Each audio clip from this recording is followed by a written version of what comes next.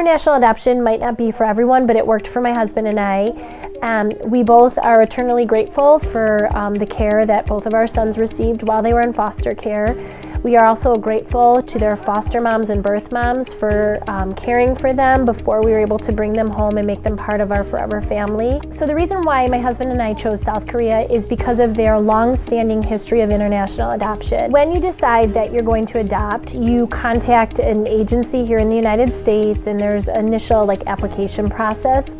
Then from there's a series of paperwork that you have to fill out, and then depending on what children are available from your social worker, they will give you what is called a referral. And a referral includes the medical information as well as a picture of the child that is up for adoption. We were matched with our sons, and so even though we were matched with them, it took 1.5 to 2 years to bring them home. We waited a very long time for Patrick. It took us a little over 3.5 years. Just with laws changing and paperwork. Certain international incidents or current events will slow down the adoption process.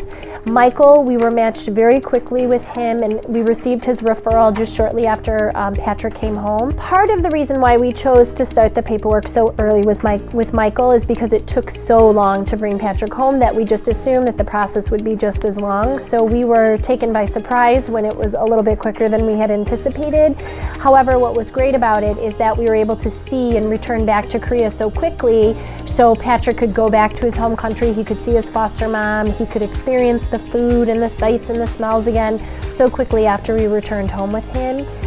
We were able to travel to Korea when we were given clearance by the judge to adopt them, but the international adoption for South Korea is actually a process that involves 2 trips to Korea, but any time during the process of international adoption, there's no guarantee. I think the biggest time of worry is in between the court date and waiting for that final approval, but that is one of the risks of international adoption, but we felt confident that we were willing to take that risk. It's an adjustment, and you kind of have to put your needs aside, and you have to empathize with your child and what they're going through.